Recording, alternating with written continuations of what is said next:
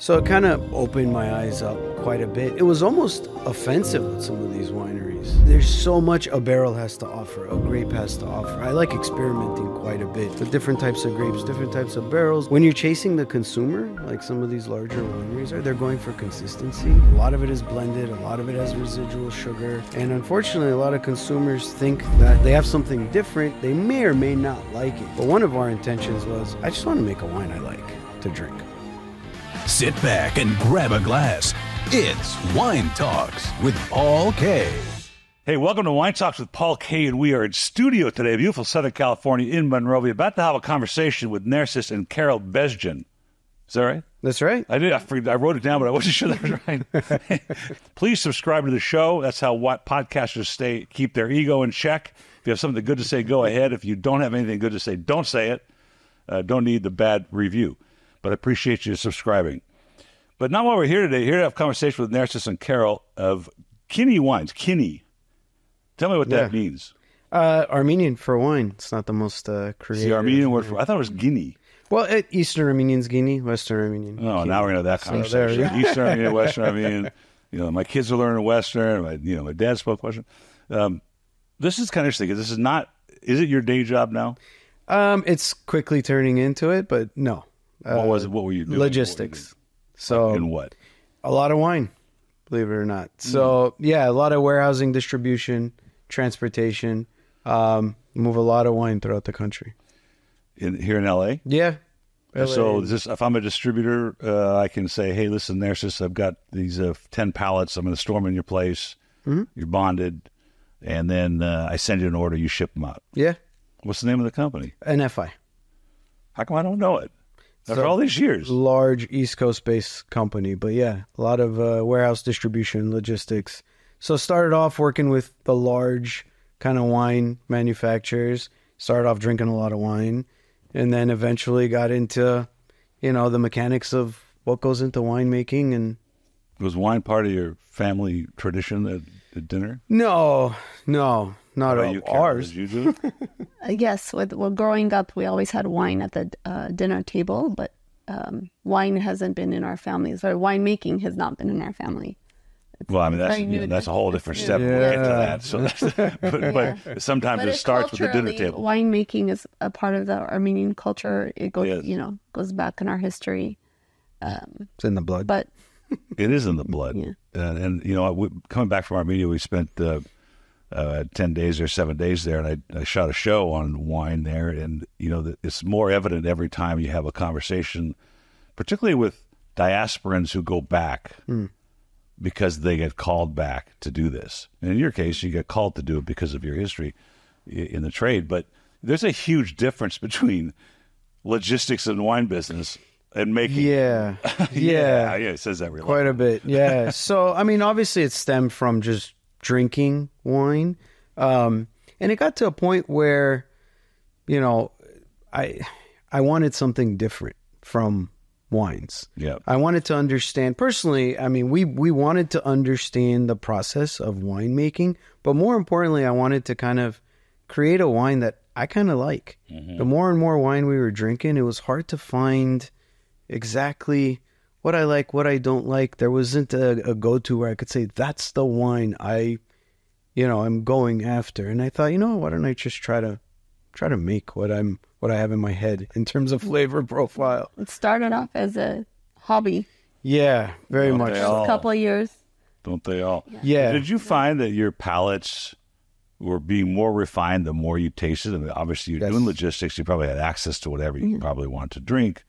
And that you found that eventually you came to the table, in this case, I finally just don't appreciate everything I'm tasting, and I want to try my own. Yeah, and it came from just opening up our palate more and more as well. Mm-hmm. So it started off kind of just traditional California cabs, I don't know what. And then as we started drinking more and more international wines, and you just start fine-tuning your palate, and then you realize, I'm missing something. I'm not getting something that I'm looking for. And I thought, let me just start making it. Start off really, really small, and then, I guess it's still really small. Well, you'll always feel small no matter what you do. Right. But I want to focus on that a second because it's an important part of our trade, and there's so much stuff on the shelf. I can't get the stupid clock started. There you There's so much sugared up, doctored up wine on the shelf. And I think what you're explaining, and let me correct me if you think I'm wrong on this, but eventually as the more you drink, the more you sense, the more you understand, you start to have feelings towards particular appellations, particular grapes, and this becomes more interesting. And I did the WSET certification. Oh, did you? Level 3. Yeah, I went through all that. So it kind of opened my eyes up quite a bit, and you start to realize it was almost offensive what some of these wineries were doing. It is offensive. It's like there's so much a barrel has to offer, a grape has to offer. I like experimenting quite a bit with different types of grapes, different types of barrels with grapes, and it when you're chasing the consumer, like some of these larger wineries are, they're going for consistency.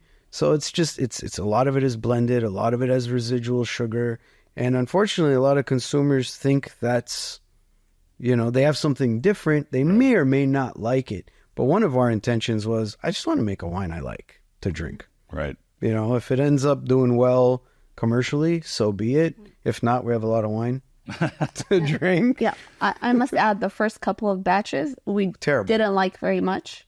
So. And what'd you do with it? Don't tell me you cooked with it. No. Because, if you cook with bad wine, you end up with bad flavors. No, we did definitely. Right. We still have them. I mean, they weren't bad. They're drinkable, but it wasn't the taste that we preferred. Yeah. But through, every year it's just gone better. And I could say that. To your point, so the first couple vintages, we source grapes from the San Ynez Valley.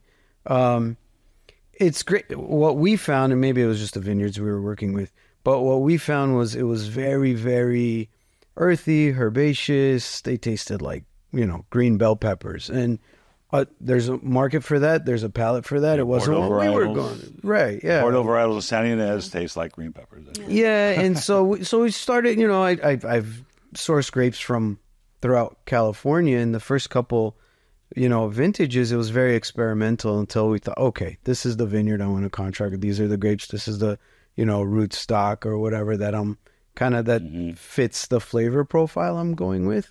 Although that we experiment a lot. Like I have a couple of barrels of Charbonneau now, which I think fun. Yeah, I think in California there's only wait about 10 years. Right.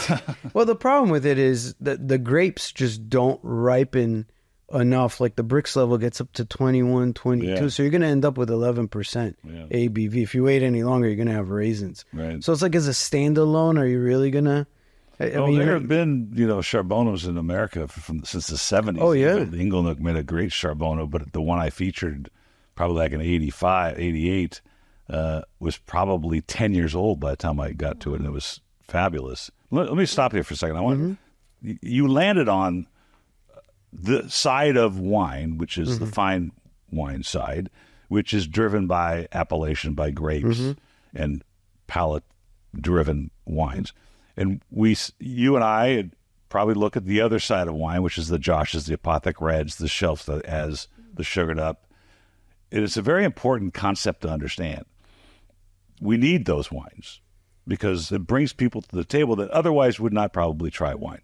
And particularly these days, with consumption being down and alcohol in general having a bad stigma, it's kind of a headache. So those kinds of wines are important. And, in the 70s, it was White Zinfandel.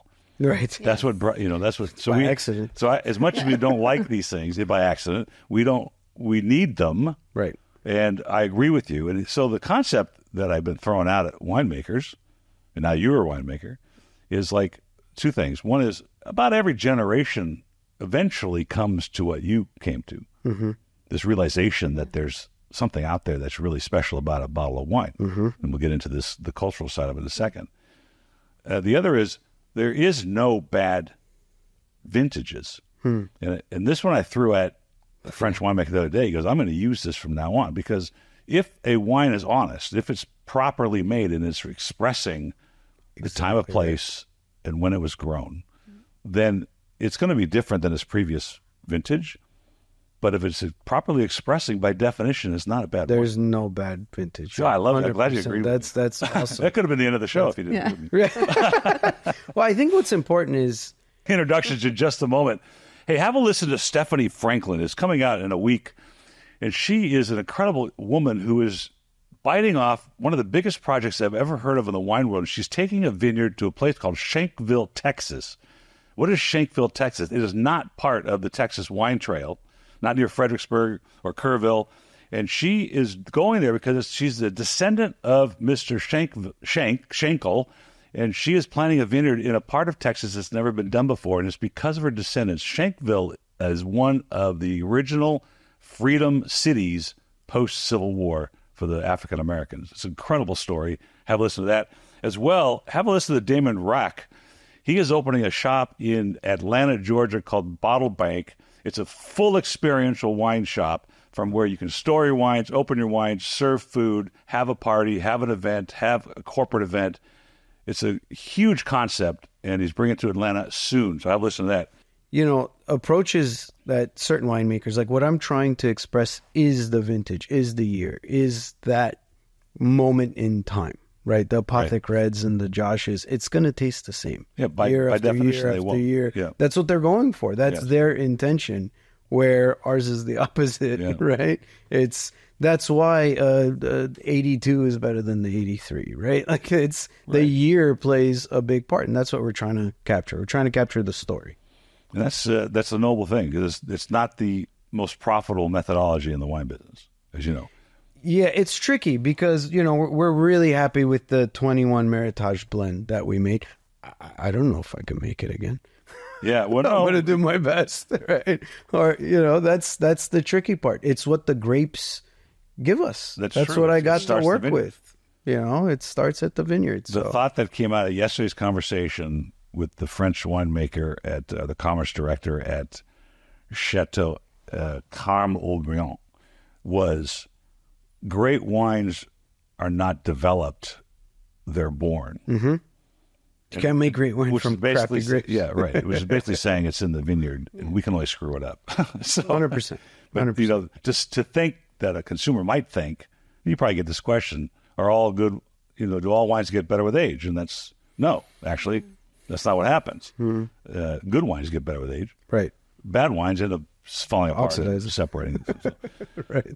But culturally, you know, well, let's go back to the business for a second. You were in logistics, you know, at least on the logistical side, this is a complicated, you know, regulation-laden industry. Yes.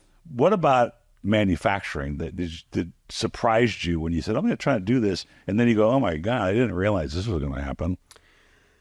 There's so many things that could go wrong in just the process. Yeah, just the process. It's from sanitization to just the anaerobic, the bacterial, you know, microorganisms that could just mess it up, to just oxygen. There are so many. It's so much more intricate than I thought it would be, but at the same time, that's kind of what I like about it as well. But how about contracting, finding grapes, you know, the headwinds to that, label manufacturing, going to the TTB, trying to figure all that out? Yeah, so initially when I realized I want to do this kind of commercially, to be honest, I tried to navigate it, the ABC, TTB by myself. I couldn't. I hired a consultant. Yeah, I was like, you're the Who'd you hire? Jessica Banta in Banta Consulting in Paso. She's in Paso. She knew the ins and outs and helped me tremendously with just submitting all the paperwork. I wouldn't be able to navigate that by myself. It's a headache. Yeah. And one of the things I realized is when I started off, I started buying, as I increased my contract, it opened things up a little bit more in terms of obviously negotiating not just better rates, but having, I hate to say preferential treatment, but when I was buying less and less quantities, I was getting the leftovers from what the bigger guys were kind of buying from that vineyard. So as I started increasing tonnage, I started to get, hey, I kind of like this row of grapes compared to that row. Wow. You know, can I get the grapes from this row? And, you know, getting it at the right bricks level, you know, just from a scheduling logistics standpoint, right?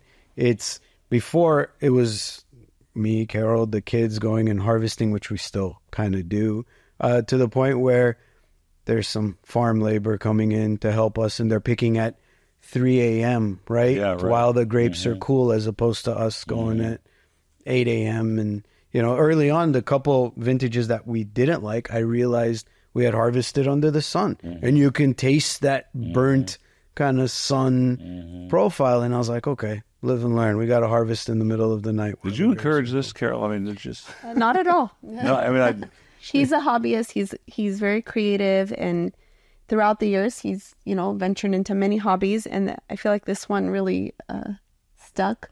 Well, but he came to you and said, this is shipping one. It's really super fun. I love getting on a truck, but I really want to make it. And you're like, what? You're like, you're probably serving dinner to the kids and going, wait a minute, time out. This is like. The rookie, wanted to pitch in Major League Baseball. I was like, nah, I don't think so. Yeah, he was like, we're going to take a family trip, gather the kids. We hopped in the car, filled up, went to a vineyard, picked the grapes ourselves, brought them. It was actually exciting. And it was right before COVID. And then throughout COVID, it really kept us busy as a family. Point. And I think that's when he dove deeper into the winemaking, because we had more free time on our hands, and that's what kept us busy throughout those, I mean, during COVID, I took dancing lessons, in our living room.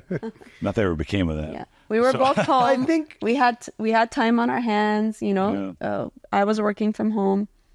He was working from home. I think what helped us is, so I started making wine 2018, 19, and the early part of COVID during the lockdown, there was a couple smaller-ish winery-type operations that kind of went under, and I got my hands on really nice, barely used equipment for pennies on the dollar, basically.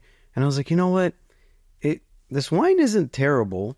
And now I had, destemmers, decrushers, and barrels and presses, and I'm like, well, instead of buying a couple 100 pounds, if I run this machine, it's going to get dirty. Whether I run 1,000 pounds of grapes through it or 3,000 pounds. So I started buying more. And then it just, It just kind of grew that way. Blossomed from there. Where is this facility now? So, home, mostly. Your December, all that stuff's at home? Yeah. Yeah, so I and do... you this also? So what are the kids' toys? Where did all that go? No, we have a back kind of house that we've... You guys want to go kart? Yeah. There is. So I do partner with a company in Paso as well for like bottling. It's really an a la carte facility. They have much larger decrushers, destemmers, so I can scale up if I want. I do, obviously, I stay really involved because I get very peculiar about yeasts, and I don't like, we hand press, and I don't like to press the grapes too much. So I like to control a lot of that. But when we're bottling 4 barrels, it gets a little tricky with just me and Carol. So, we do, outsource the bottling to them. In half an hour, they got all bottles corked and bottled. So we have done the bottling at home. We have all the equipment for that. We do. We've corked, the labeling. I mean, everything you see here, we've, Yeah, so the labels are probably crooked. That's a result of hand labeling. I do have a pallet of empty dead leaf green Bordeaux bottles here. In case there you go. Yeah. So this, those are pretty granular parts of the industry, but Paso, first of all, being, Dow just sold for $1 billion. Is your ambition to build a brand and sell it, or build a brand and pass it on to the kids? I would love to pass it on to the kids. Yeah. I never want to be Dow. I mean, not that I don't think I could. Well, you don't want $1 billion. I don't want to be. I mean, it's, we meet people often where they're like, what's your production? And it's a few barrels a year, and they're producing 100,000 cases, 150,000 cases, and we never wanted to get to the point where we're more focused on selling wine than making wine, right? And so I love the creativity of it. So hopefully it gets to the point where it is commercially, financially, obviously viable, to where it is something we could pass on to the kids. At least that's the intention. So that's a good point you made. That this is where you cross the chasm, you cross the valley where you make the wine. And it's an interesting part of the wine industry. because we would love it to be this romantic beverage that brings us to a certain place at home with our kids, having a dinner with some friends, and that's what it does. But eventually consumerism takes over, or at least has driven the wine industry since its inception. Right. We know what King Tut's favorite vintages were. There, he was buried with them, assuming the king was buried with his favorite vintages. Right. Hopefully. And so we have to sell it sometime, right? There's consumerism involved. Yes. And that's a whole different part of this world. I mean, it is, I got on your site, and I like the site, but eventually, we're fighting the forces of the marketplace. Have you found that frustrating yet? So we're still in a comfortable place. What I think, and this is just my personal opinion, and obviously I see the mass-produced part of the wine world. Mm-hmm. Wine sales are down. Yep. I think they will continue to be down for the mass-produced market. Mm-hmm. I think the luxury brand, I think the boutique kind of brand will continue to do well. I personally think most people, I don't want to say the demographic we're going after, but the type of consumer that we feel are going to drink our wines are very much buying into the story and the history of the bottle and what we're trying to do. You have a tasting room? Not yet. Living room? Yeah. Patio. You build a little wall there. Right. Public welcome. I mean, I do think that there will always be a market for wine. I think COVID kind of inflated what that market. Well, I don't know if that's a real stretch. I mean, it's 12,000 years old or something like that. So right. So needless to say, wine's going to stick around. Yeah. We definitely drank a lot more wine during COVID. Yes, of course. And so there's a lot more competition. You have what they call like the ready to drink stuff, right? The RTDs. Yeah, you got the seltzers and the ready made cocktails. And so you walk down the aisle, you have a lot more choices. What's going to, why is this bottle going to stand out? That's why I don't even intend to be in the aisle, right? Because I think you're just chasing your own tail at that. Well, and I've had many people see where you're sitting today come in with brands that were deliberately and explicitly made to get shelf space, exactly, market share, and then sell off and make millions of dollars, which is very, very hard to do in any industry, let alone the wine trade, which is so regulated. But it's an important thing. I mean, you have to decide. Eventually, non-profitability, is a little cumbersome, and it gets a little boring after a while, and you want to do something with it. And brand building is tough. And whether you're selling toothpaste or salad dressing, you eventually have to compete somewhere or get the word out. And what I've seen lately, and what I read about, is the experiential. The part of wine is your story, which is an important story. Is the experiential part of wine. And all the winemakers that have sat here recently are talking about, even the Bordelais. In 2018, when I went to the Bordeaux, you didn't walk down the street like Napa and walk into a tasting room. No. You just didn't do that. But you can now. And in fact, on Saint-Emilion, on the right bank, they actually require it if you want to be part of the classification system. Experience, right? Yeah, you have to have a tasting room and a hotel and a restaurant. Yeah. It's just part of it. Is there plans for you guys to do something like that? We talk about it all the time. Our kids are young. We still have a 10-year-old, 14-year-old. Our oldest is going to graduate high school. Well, they're ready. Coming here. Yeah. Is our taste. Well, we talk about buying a property up in Paso, running a bed and breakfast with a tasting room and maybe a small vineyard. I mean, we don't want to be farmers, right? I don't want to try to maintain a vineyard on my own, but having a tasting room, restaurant, a small plot, like Carol said, would be awesome. But there are really, really talented folks out there that know how to manage a vineyard. The guy I get Merlot grapes from in Paso, he gets 2 tons yield per acre. I mean, they're super concentrated, tiny clusters. Like it's a certain profile of Merlot that I think is kind of exceptional. On the west side or the east side? In the Estrella Gap. Oh, yeah. That's the warmer side, so that's... Yeah, so I don't know if I can replicate what this guy's doing, but yeah, with tasting room, restaurant, kind of the hospitality end of it, I think we would love to get. Well, I have an anecdotal story. My wife and I went up there, I think it was in 2000. And we were with San Antonio. This Santo Riboli took us up there, and and they own half of it. Yeah, I was going to say they're big. In fact, the hotel that they bought, or the tasting room that's on the highway, was right off that. Martin and Wayrick. Anyway, we bought 60 acres, and my intention was your intention. Possibly was to be, I'm not a farmer. We kill everything. We are the brown thumbs, okay? But, and the funny thing was, this project, it was 30 acres at a time, and the conditions put on by the county were that you either had to stud horses, which I'm not very good at, or wet farm vineyards in order to build a house. Wow. So 60 acres at $15,000 an acre is like $1 million, which I didn't have to plant. And oddly, it would have been 2004. The guy behind me had planted and had ready to pick in 2004. That was the biggest glut that California's ever had, and he didn't even pick. So we had all that money on that vineyard and didn't sell it. Fell on the floor, turned to raisins. I remember going there and go, wow. So it wasn't for us, but I can see for you.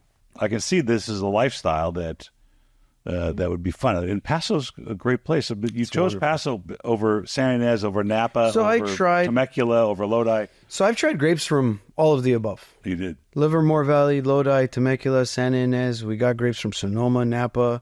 Obviously, Sonoma, Napa has really good grapes, but there is a cost factor to it as well.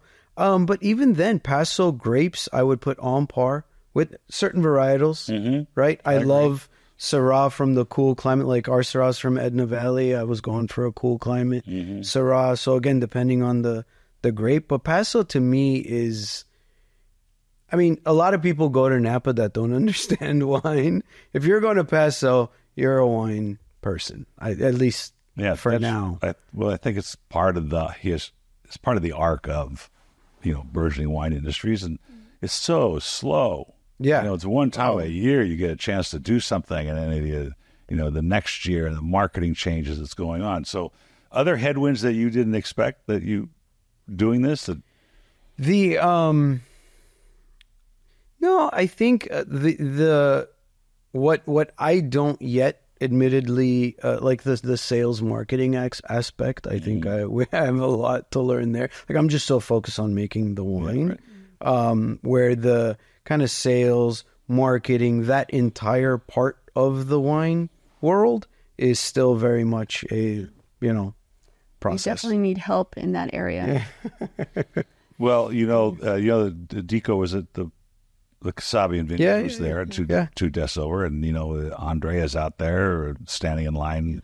It's hard. Yeah, I mean, there's no question that getting shelf presence or restaurant presence is hard. Yeah. It just takes persistence on showing up, pouring it off, taking your lumps, and going to the next one. I was just listening to a podcast I did the other day in Armenia, actually, and the woman on Mariam Sagatalian, who owns Invino in the Yerevan, she's saying, I tell the winemakers now where they went wrong. And I'm like, that's so interesting, because I would never do that here. For 30 years, I would never tell the winemaker that there's something wrong with their wines. I would always use words like interesting.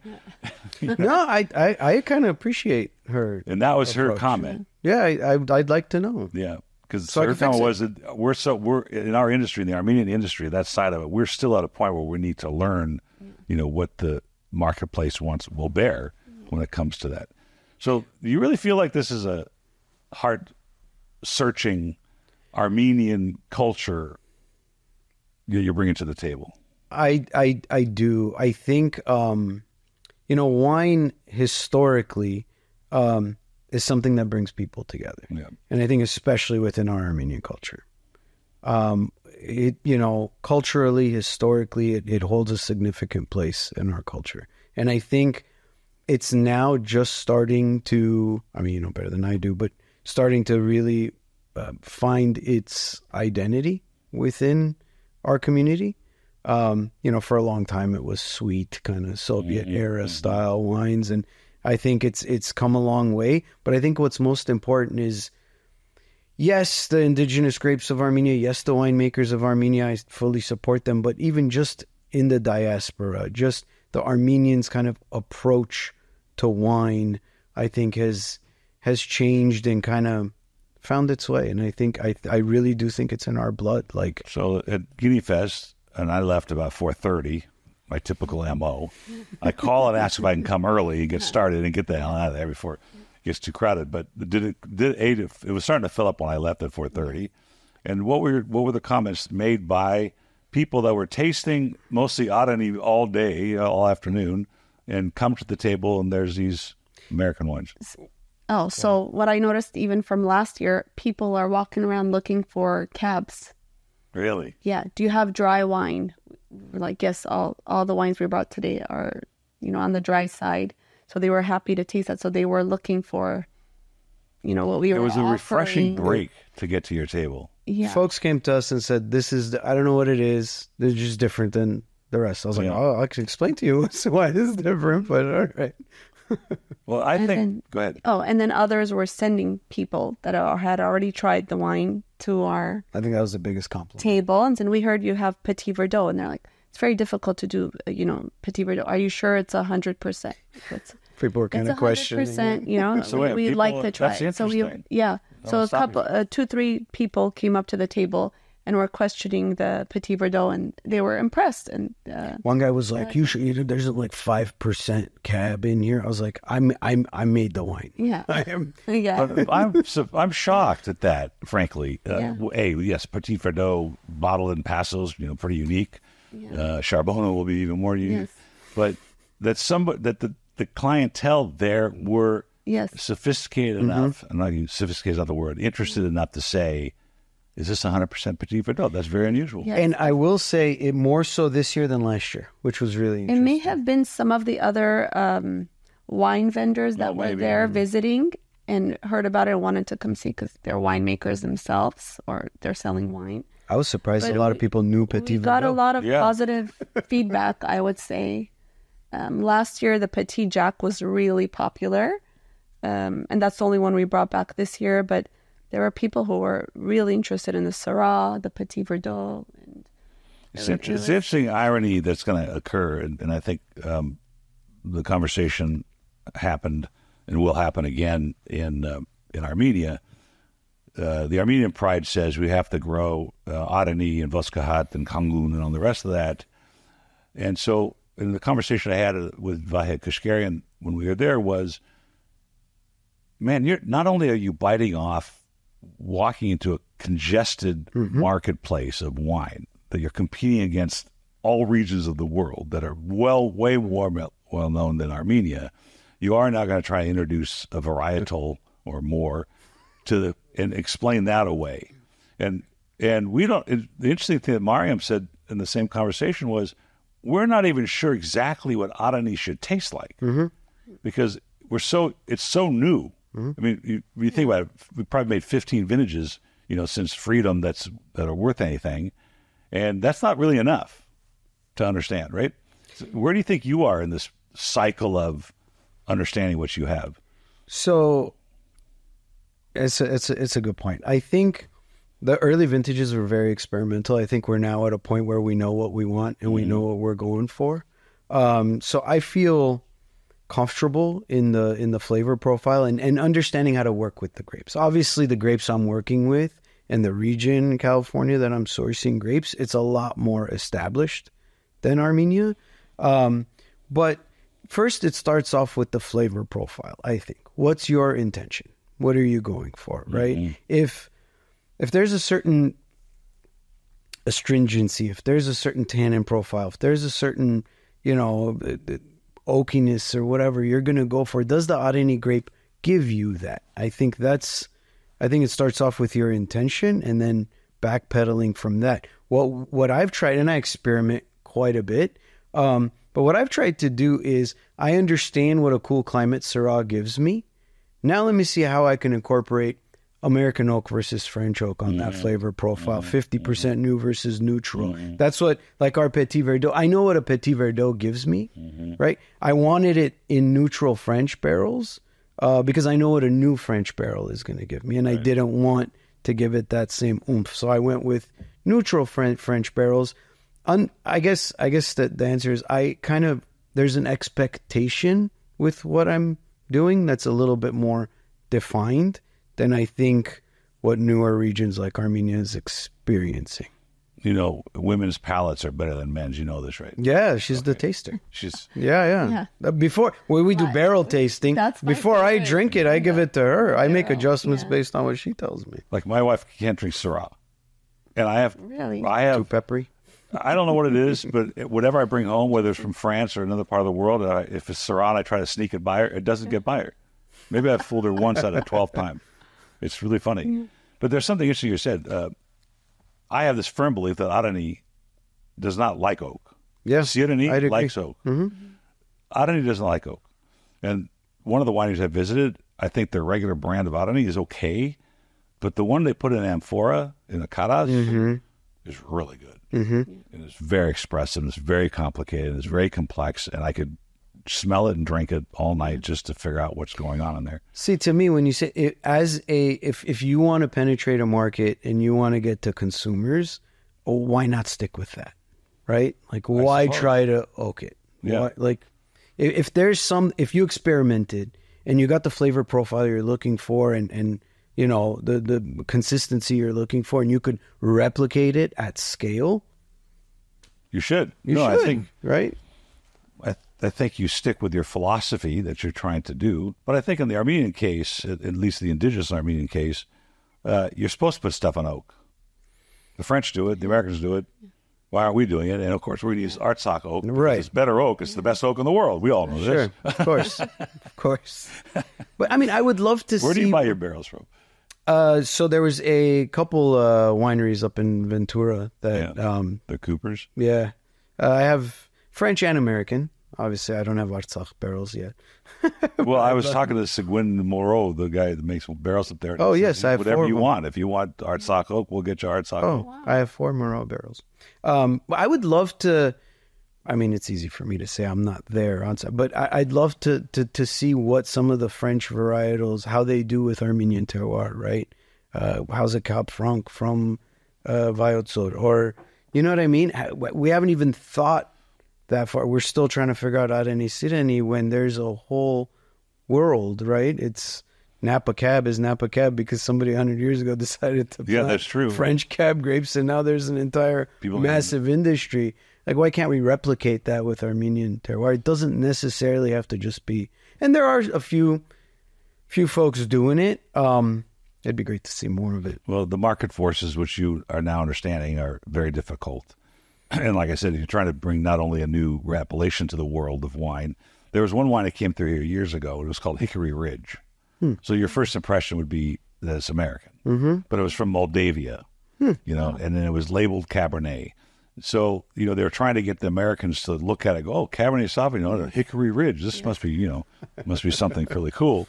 And it was Moldavian, you know, and you open it up, you go, this is not from Napa. This tastes nothing like So I think that's what, you know, the marketing of wine for Armenians in America and the diaspora is tough. I mean, have you even looked at distributors trying to get into a distributor yet? No. There was a couple folks that approached us, but it's just, it's too, I think we're a little too small to go distributor. Yeah. We're just going direct right now. Because it's an impossible task today. In the old days, I'm talking only 10 years ago, maybe pre-COVID, there were lots of small distributors that would love to take your brand on. They're out making the sales calls. They pour the wines off here, the Wine of the Month Club, and they see what I think, and then they go to the next one.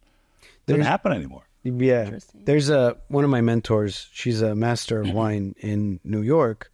And early on, I was, you know, she said, what's your intention? You know, I said, you know, I'd like to stay small enough to where I am Stay still married. And you're right. That too. Yeah. To where I am kind of creative, where I can play around with different barrels and different grape varieties, where it's not a business to the point where I have to, you know, force myself to be consistent year in, year out. And she kind of told me, she's like, if I had to give you some advice early on, stay away from distributors, liquor stores, restaurants, sell direct, make less bottle, produce less, sell direct, reinvest the full funds back into your endeavor. So that's kind of what I've stuck with. I don't know at what point that changes. I don't know how many, you know, cases Carol and I could sell. Well, she's right on. Yeah, she's the brand ambassador. You get out there and, you know. Right. I mean, I don't know if you probably had made a few calls. You probably stood in line with people at Remedy or at or a restaurant, and the restaurateurs are snotty and they don't always give you their time. And that's why when I was here on Tuesdays, I had a calendar. You can go online. You can book 15 minutes. If you're long as you're here for those 15 minutes, I'm here for you to taste. And it was very refreshing. Yeah, that's awesome. For the vendors to know that I would taste the wine as long as they showed up, right? But her advice is good. I don't know if I told you the other day when we were at the show, but the other way to do this, which is what I don't know if you remember Lee Iacocca, the famed car designer. Yeah. His daughter, Leah Iacocca, and I had dinner not too long ago. Don't know her, never knew her before, but they had 12,000 bottles of Tuscan rosé here in Irwindale that they couldn't sell. And the wine was good. I had bought some 2022 or 23. Tuscan rosé. Wow, yeah, it's beautiful. That's why I bought it. I bought it because it was Tuscan, and in every region of the world now wants to have a rosé. Right. And this is an Italian rosé. But they misunderstood marketing, and it was a 2021 that's sitting here. Oh, jeez. And so, at the risk of disclosing too much, we sold it considerably less than what they had into it. And obviously, you can't build a business on that. But the lesson was learned that slow growth. Yes. Reinvest. I think that's why I don't have 12,000 bottles of anything. Did you learn any of this at the WSET? Like when you were going through the diploma? No. For the listeners, WSET's an academic. Structural way to learn about wine, but is there anything at all that would prepare you for this? No. Well, yes and no. Not to properly prepare. I learned a lot, but not. So I did do Napa Valley Wine Academy has a bunch of business. Christian Ogenfuss. Yeah, right. So I did some there. A lot of it is in theory. Right. Some of it you just have to go through. Yeah, right. A lot of it is just theoretical. So, I mean, I think they did a good job in terms of, especially the WSET. I learned a ton, like the difference between what a Chardonnay grape is going to do in a cool climate versus a warm climate and whatnot. Sure. So the nuances of winemaking, I learned quite a bit. But again, even my experiences sometimes even contradicted what I learned, right? I was like, wait, that wasn't supposed to go like that, right? The street version is a lot different than the academic version. So I learned a lot, but especially on the business side of things, there's a lot. Do you have an interest in the academic side of it? I think I do, but I don't have the time for it yet between the kids. Oh, the kids, yeah, we got the kids. There's a lot. Our days are very busy. Yeah. Yeah, but eventually I do, and I think, we're hoping that our sons, are interested on the academic side and will, dive in one day and help us out. I had Lisa Kasabian was here as an intern, and her job when she was here was to write talking points for all the female winemakers that came into the shop. Wow. And I kind of feel semi-responsible for her interest in the industry and going to Cornell Enology School because of that. I'm trying to help her get an internship in Bordeaux right now. Nice. But, it's such a wonderful industry. And what I've determined, too, and I have a very close friend of mine who was in this industry for 50 years, and he's very frustrated with it today. It is an industry you have to make out of it what you want out of it. It's not going to take care of you. You have to. I'll take everything you got. Yeah. I'll take everything. I mean, you're doing the right things. You're getting educated. You're trying the wines, your street. You're testing. All the things you're doing are the right things, but it will not give you anything, except for this amazing satisfaction that you make people feel good. Yeah. Nothing makes me feel better than pouring wine for people. Yeah, it's awesome, and. Especially if they like it. Yeah, right. That helps, right? You like it? Oh, that's great. Did you get a chance to taste around while you were at the tasting at Qini Fest? Not as much as I'd like to, no. At the end a little bit, but... Yeah, last year I think I did more tasting, but we were pretty busy. So the 4 hours flew by, and then I realized I didn't get to try some of the wines that I wanted to. I did try I think it was a Sireni grape from... Yakubian, that was next, Yakubian Hobbs next door. It was drinkable. I mean, I well, that's a good thing for a wine. Yeah, it was good. but I didn't get to try. I wanted to try some of the Armenian wines that were here from Armenia. Yeah. I could stack rank the tables for you off camera. Yeah. All right. We can do that. Yeah. What's interesting, what I learned here too, was so much of the wholesale books are palate driven by the proprietors, whether it's a partnership or single. All the wines that were sold here were my palate. So there was this theme. I think over the years, if you figured that out, if you're a consumer, you would figure that out. There was that one table, cork and bottle. Okay. You know, I told the wife, another duo, and I come from that part of the world. When I looked at my daily tastings on Tuesday and who was coming in, what shop was coming in, whether Serendipity or Massenois or Young's Market, I already knew at least what percentage of those wines I thought were going to be pretty decent, from good value. Just from the buyer? Or just from the vendor. And I knew that one of the vendors at the show, that most of it was going to be not drinkable. And if I told the wife of the cork and bottle, gentleman Armin, that if I had seen your name on my list, I would have been excited to see what you were bringing. Wow, because what a compliment. The whole That's awesome. line was interesting. Wow. You know, some were better, more interesting than others, but the whole line was interesting. And I thought that was really interesting to taste again, because I don't get to do it as much as I used to. Did you find a theme across there? Yes, a structural theme. Right. That the structure of those wines, the balance, the acid, the fruit, was very similar, and at least proper. Right. Based on where it was grown and all the rest of the issues. Victoria's wines were great. It's taken her how many vintages to figure out what she's getting from the vineyard. Right. She has her reserve was really, really good, actually. So what's next? What are you experimenting with next? That you've got Petit Verdot, which is like bizarre. You got Charbonneau. You're going to test. When you do that, you just do one barrel to see what it's going to be. Usually, like? Yeah. The Charbonneau, interestingly enough, I think you'd appreciate this. I even oxidized a little bit. I left the bung open on the barrel to see how it would develop. And it just took on those tertiary notes of just caramel, and it's come along really, really interesting. I don't know if the alcohol is where I want it to be, so you don't get the full mouthfeel. So I'm waiting to see what's going on. I have a Grenache that's been sitting in a barrel for 3 years, and I'm just checking to see. Paso Grenache? It is Paso Grenache, yeah. Wow. Yeah. No, the West Templeton. Yeah. Yeah. Wow. So I do have a cab. I do have a Tuscan blend. The Petit Jack we do every year, and now that we've kind of know the rhythm, the routine, so I do a couple barrels of that.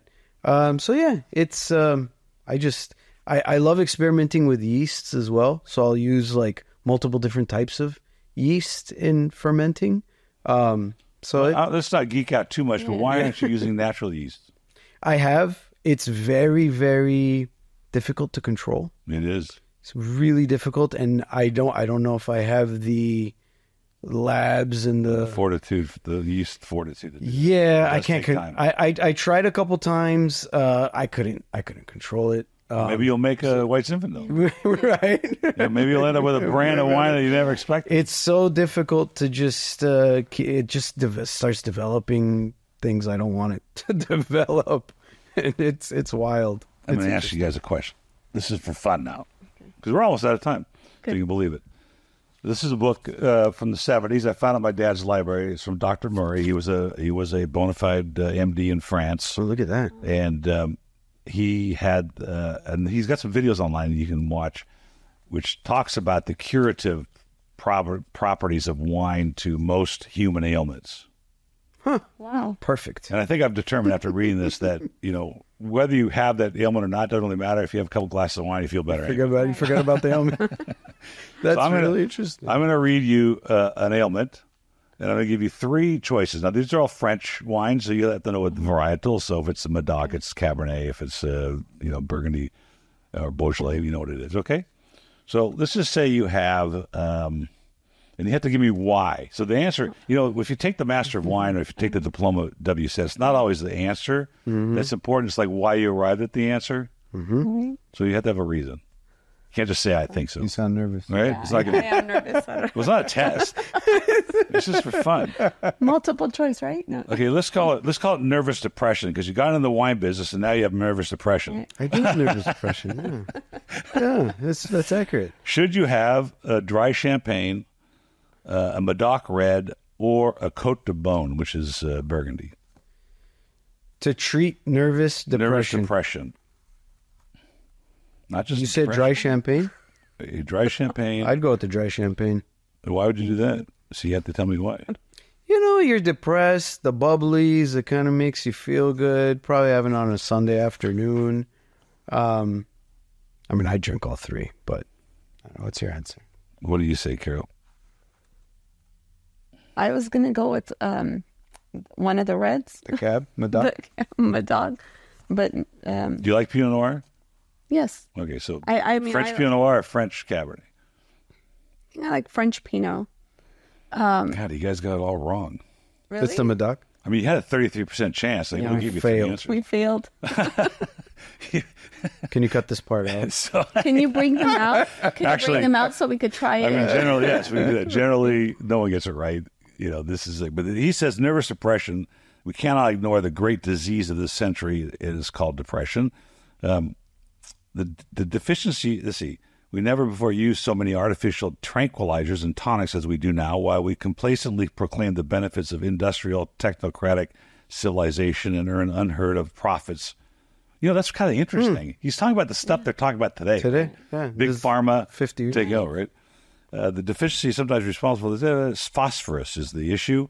Recommended wine is red Medoc. Okay, let me give you another chance. Oh, it's Because the of the chemical. glycerin. Oh, okay. We're not really going for feel. No. It's the chemical composition. Because of the Okay. glycerin it contains, it combines the intestine and phosphates the fermented grape juice to form glycerol phosphates of natural lime. Okay. You got a second chance. French. It's because it's French. There's more. You get a second chance. Like, what's the dosage, right? This is a medical thing. You have to have a dosage. It's not Okay. 2 milligrams or 4 milligrams. It's something else. It's glasses. So 5 ml is about a glass. I'd go with 2 glasses, 10 ml. No? I'm going to go with just one. Well, you guys are both right. 1 or 2 glasses before or during meals, There you go. which ends up being a bottle a day, Right. which is fine with me. I mean, it doesn't say whether you could have that whole bottle in one sitting. It just says, 2 before, 2 after. Yeah, every 2 hours. Done. It's been such a pleasure having you guys here, and I Thank wish you all you. the luck in the It's- world and it's an honor. the brand, and hope to see you again. And I certainly would be a visitor to the tasting room when you're up there. That'd be awesome. There's a lot of fun things. When I was up there in 2000, and we bought the land, it was thrift stores and cowboy shops. Oh, yeah. There was no restaurants really, a couple Mexican restaurants, and mostly 50s thrift stores. Yeah. Now there's like really good restaurants on the square, and It's developed quite a bit, but it's still a wine town, right? Yeah, it is, for sure. For now. So that's what I love about it. So well, thanks again. thank you. Thank you for having Honor. us. Thank you. Thank you.